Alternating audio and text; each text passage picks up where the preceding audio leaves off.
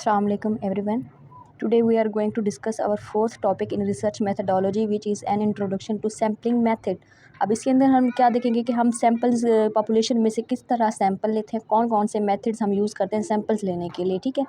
When you conduct research about a group of people mean population, it is rarely possible to collect data from every person in that group. मतलब अगर हम एक group बनाते हैं, हर बंदे से मतलब क्या होता है, डाटा लेना थोड़ा सा क्या हो जाता है, मुश्किल हो जाता है. इसकी बजाय हमें क्या करना चाहिए, instead you select a sample. हम क्या करें, सैम्पल को सिलेक्ट करें. The sample is the group of individual. अब सैम्पल बेसिकली क्या होता है, a group of individual who will actually participate in the research. ऐसा मतलब ग्रुप पर्सनस का जो मतलब क्या कर रहे हो, पार्टिसिपेट कर रहे हो किसके अंदर, रिसर्च के अंदर. अब सैम्पलिंग के बेसिकली दो मेथड हैं, एक है प्रोबेबिलिटी सैम्पलिंग, एक है नॉन प्रोबेबिलिटी सैम्पलिंग मेथड. सबसे पहले हम पहला मेथड देखेंगे, probability sampling methods. Probability sampling में इन्वॉल्व्स रैंडम सिलेक्शन. अब इसके अंदर क्या होगी, रैंडम सिलेक्शन होगी. ठीक है ना, allowing you to make statistical inference about the whole group. फिर ये जो प्रोबेबिलिटी सैम्पलिंग मेथड है ये फर्दर डिवाइडेड है 4 टाइप्स में. इसकी जो फर्स्ट टाइप है प्रोबेबिलिटी सैम्पलिंग मेथड की, वो है simple random sampling. In simple random sampling every member of the population has equal chance of being selected. अब मतलब होल पॉपुलेशन है, हर बंदे का क्या होगा, चांस होगा कि वो क्या है, सिलेक्ट हो सकता है. Your sampling frame should include the whole population. मतलब पूरी पॉपुलेशन में से हम अब अपना सैम्पल जो है सिलेक्ट करेंगे. To conduct this type of sampling you can use the tools like random numbers generators. मतलब इसके अंदर हमने क्या करनी है, रैंडम नेम से ही मतलब शो हो रहा है क्या होगी, रैंडम सैम्पलिंग होगी. होल पॉपुलेशन इंक्लूड होगी, उसके अंदर से मतलब हम रैंडमली पर्सन को क्या करेंगे, सिलेक्ट करेंगे.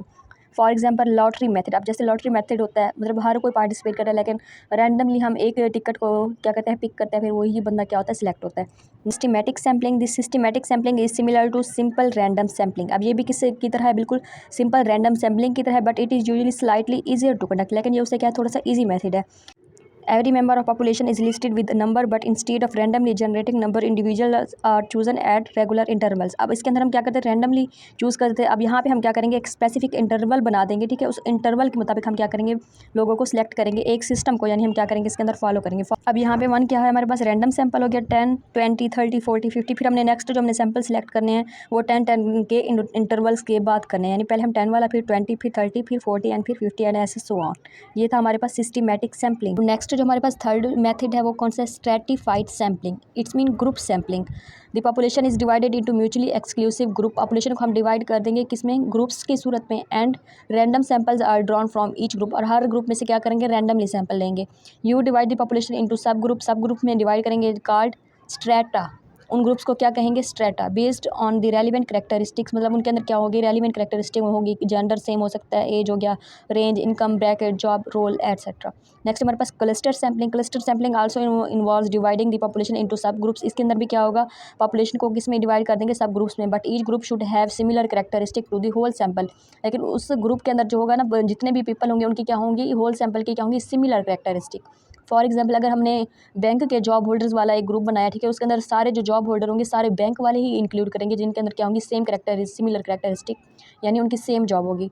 ठीक है ना, इस तरीके से. अब नेक्स्ट हमारा सेकंड जो मेथड है वो है नॉन प्रोबेबिलिटी सैम्पलिंग मेथड. इसके अंदर क्या होगी, नॉन रैंडम सिलेक्शन. मतलब हर बंदे के पास इक्वल चांस नहीं होगा.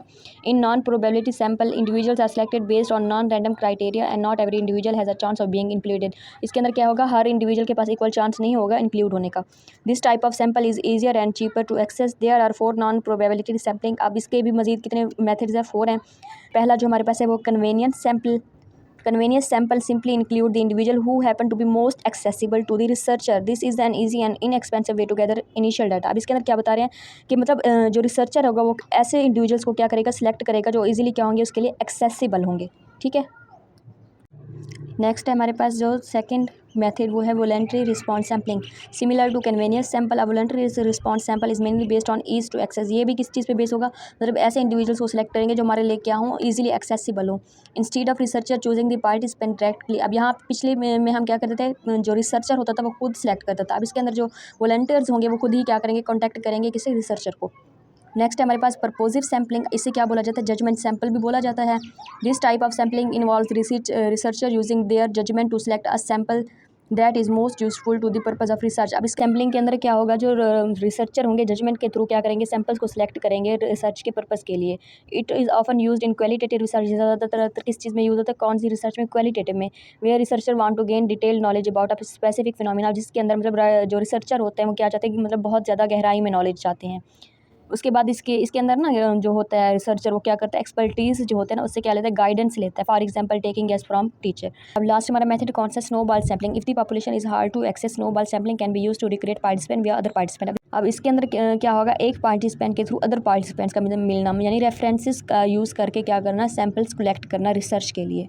ये था हमारा टॉपिक सैम्पलिंग मेथड।